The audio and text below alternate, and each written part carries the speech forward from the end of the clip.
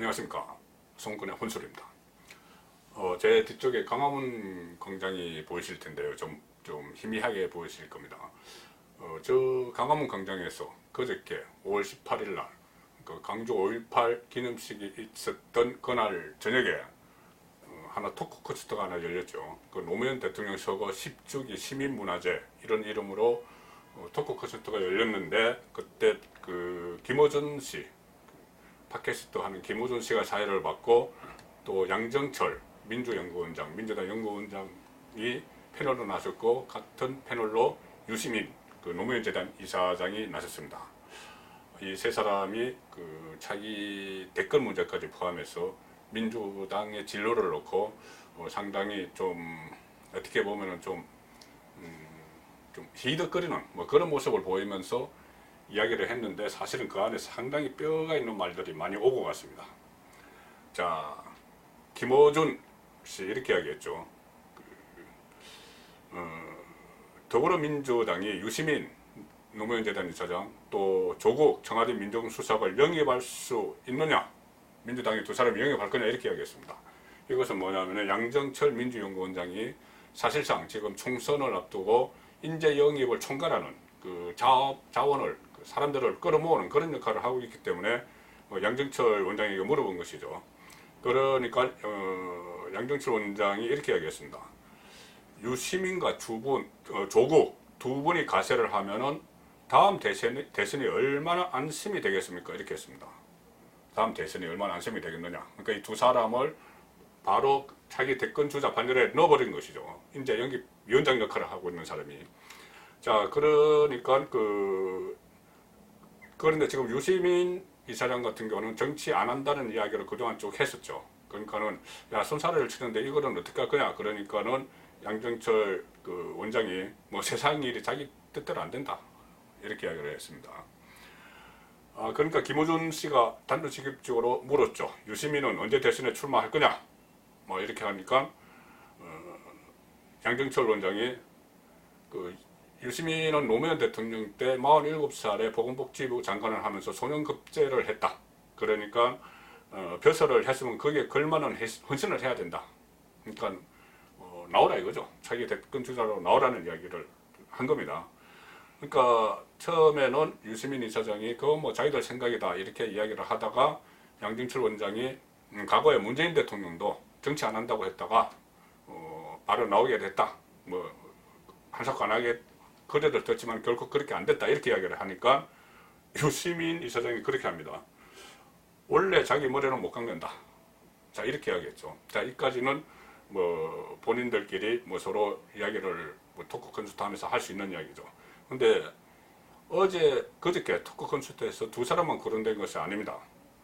양정철 원장은 이런 말을 했습니다. 우리 당에는 다음 대선에 잠재적으로 하려고 할 수 있는 분들이 차고 넘친다, 이런 말을 했고, 그런 말을 하면서 유시민과 조국이 가세를 하면은, 가세에서 열심히 경쟁하면은 얼마나 좋겠느냐, 이런 이야기를 했습니다.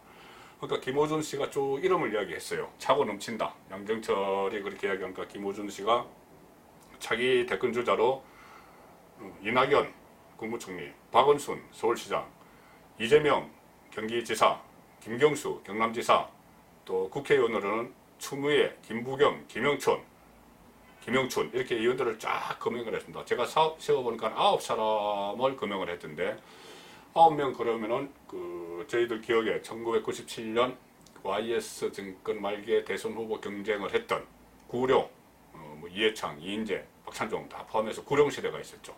마치 그것을 연상시키는 듯한 그 9명을 김어준 씨가 여권에 자기 대권 후보로 거론했습니다. 그런데 이 대목에서 조금 뭐 이상한 것을 느끼지 못하십니까? 일반적으로 정권이 출범을 하고 운영을 하면은 초기에는 특히 여권 안에서 자기 대선 주자가 부각되는 것을 상당히 꺼리죠. 지금 현역 대통령이 있는데, 현직 대통령 국정 운영을 해 나갔는데, 지금 집권이 2년차, 3년차 들어가는, 2년이 되고 3년차 들어가는 이 시점에 벌써 이너서클 안에서 뭐 양정철, 유시민, 뭐 이런 이너서클 안에서 자기 이야기가 나오는 겁니다. 그러니까 포스트 문재인 이야기가 나오는 것이죠. 문재인의 후계자가 누가 될 것이냐 이 문제를 가지고 이야기를 하는데 이것은 지금까지 여권에서 역대 정부 여권에서 보기 힘든 이야기입니다. 왜 그러냐면은 지금 당장 그 대선 주자가 차기 대선 주자 그러니까는 미래 권력이 부상이 되면은 현재 권력은 힘이 빠집니다. 사람들이 그쪽으로 막 모이죠. 미래 권력으로 모입니다. 그렇게 되면은 또 어떤 현상이 일어나는가 하면은 미래 권력으로 부상이 되는 사람이 같은 편이라도 현재 권력, 살아있는 권력에 대해서 막 견제권을 날립니다. 본인의 독자성을, 차별성을 부각시키기 위해서죠. 그러니까 가장 좀 멀리 예로는 김영삼 대통령 시절에 이해창 총리, 그리고 이해창 총재, 여당 총재, 그때 상당히 YS에 대해서 차별화를 시도를 했었죠.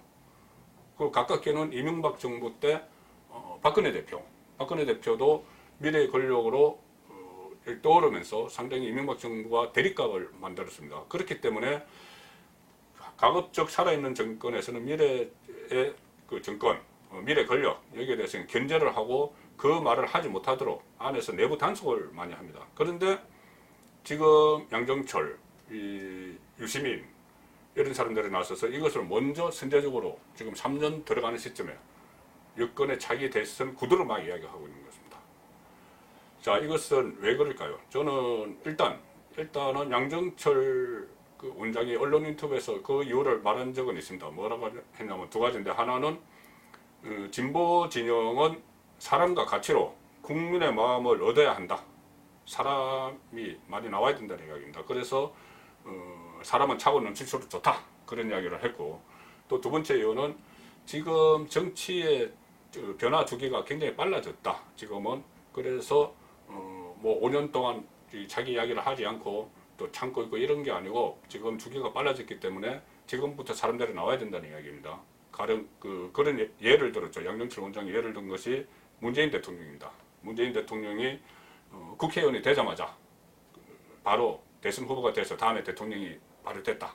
뭐 그런 상황을 예를 들기도 했는데, 저는 이 두 가지 이유 말고 세 번째, 제가 생각하는 이유가 세 번째 다른 것이 있는데 뭐냐면은 지금 친문이 전반적으로 쇠퇴할 위험이 있습니다.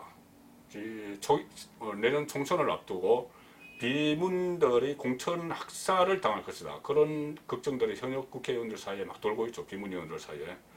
그래서 그런 걱정이 표출된 것이 지난번 원내대표 경심이었습니다. 친문에서 전폭적으로 지원한 김태년 의원이 떨어지고 비문에 속하는 그러니까 친문은 아니죠. 어쨌든 김태년 의원보다는 비문에 속하는 이인영 원내대표가 당선이 된 이유가 좀 총선에서 비문들이 공천에서 학살을 당할까봐 좀 견제 장치를 위해서 이인영 원내대표를 당선시켰다. 그런 분석이 나오는 것이죠.